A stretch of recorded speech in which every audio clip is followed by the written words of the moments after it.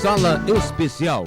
Apoio Cultural Agros. Previdência, saúde e qualidade de vida no presente e no futuro. Olá, você está assistindo ao Sala Especial, que esta semana traz um debate muito interessante sobre o que fazer com doentes mentais em Viçosa e na região. Até há pouco tempo, o recurso das famílias era internar os doentes mentais em hospícios e manicômios. Eram verdadeiros depósitos de doentes que, na maioria das vezes, só pioravam com a internação. Atualmente, graças à luta de muitas famílias e profissionais de saúde, os hospícios foram fechados. Muitos viraram museus da loucura. O problema agora é, se a família não pode internar os seus doentes mentais, o que fazer com eles? Como tratar em casa e manter o equilíbrio da família? Este é o tema do Sala Especial desta semana, que está começando agora.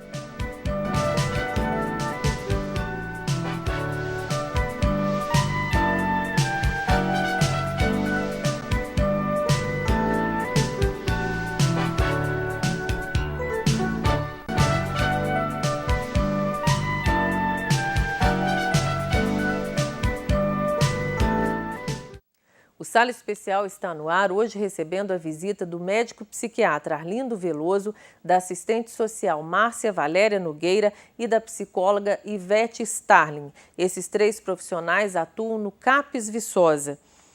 Vamos começar comentando o que eu falei primeiro. Bem-vindos ao programa, sobre o que eu falei no início desse tratamento, como é que era o tratamento de doente mental no Brasil e o que mudou. Doutor Arlindo. Bom, se você pegar a história dos manicômios, você vai ver que eram verdadeiros depósitos de pessoas em que o tratamento era totalmente inadequado, não existiam profissionais apropriados. As pessoas elas eram jogadas nos manicômios e nessa época não existia de fato um tratamento medicamentoso que pudesse, nessa época eu me refiro a mais ou menos 80, 90 anos atrás, não existia um tratamento adequado para esses pacientes.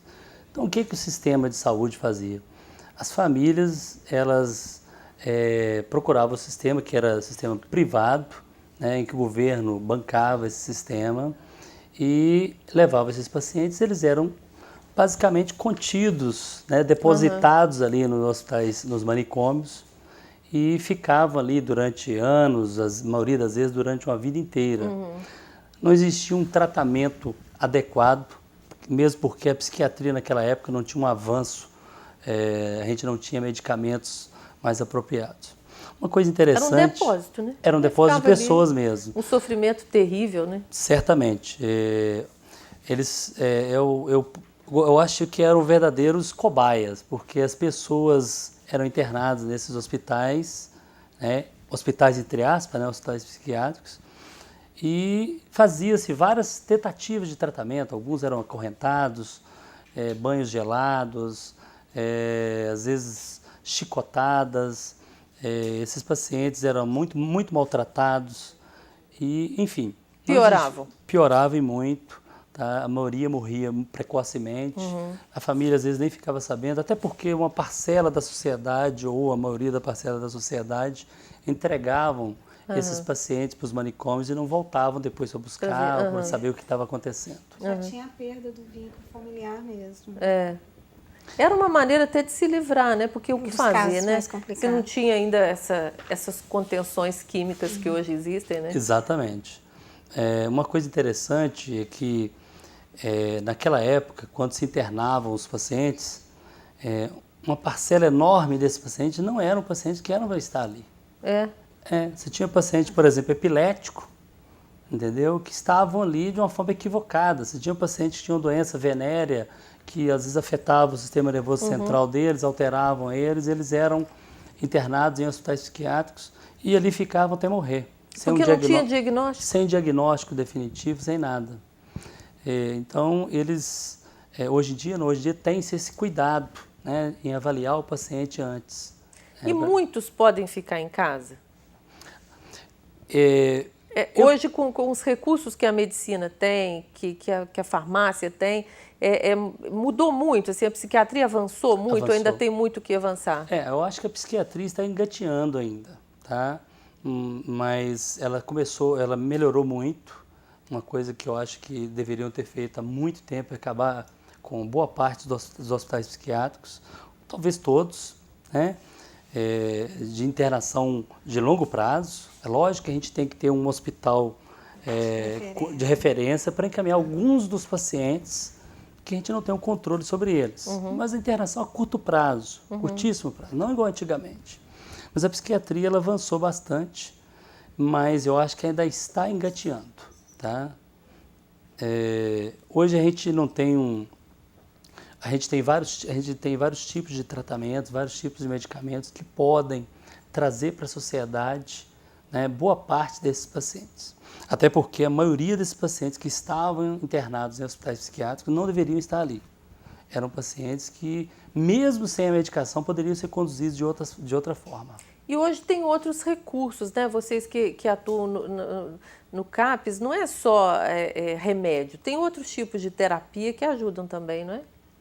As próprias oficinas terapêuticas, né, elas surgiram justamente, né, junto com o CAPS, para poder estar dando ao paciente uma oportunidade de aprender algum ofício, né, de entreter ali no meio, né, com os outros pacientes, enfim, né, dar a eles uma condição melhor, né, de se estabelecer também dentro da sociedade. Eu acho importante também a gente lembrar a psiquiatra Anice da Silveira, né? Que foi uma pioneira também aqui no Brasil na questão das oficinas, de estar utilizando, né, esses meios, né, da cultura, da arte para reabilitar esse paciente. Ela fazia por desenho, né? Desenho, animais também. Né? Ela foi responsável pela criação do Museu das Imagens do Inconsciente. Então, assim, ela foi um marco também numa reforma psiquiátrica aqui do Brasil. Né? Então, essa reforma aconteceu mais ou menos na década de 80, final da década de 80. Em 79 veio o Franco Basaglia, que era um psiquiatra italiano, e visitou, né, os hospitais psiquiátricos aqui do Rio, de São Paulo e o de Barbacena. E ele ficou realmente surpreso, impressionado, comparando a verdadeiros campos de concentração. E, então, a partir daí, iniciou esse movimento, né, da luta. Junto com a reforma sanitária. Junto com a reforma sanitária. Na década de 70 começou também essa discussão de uma reforma também, né, na saúde mental. E aí acabaram, eles fecharam todos. Eu até citei que o de Barbacena, que eu até conheço, virou o Museu da Loucura. Lá era um campo de concentração mesmo, né?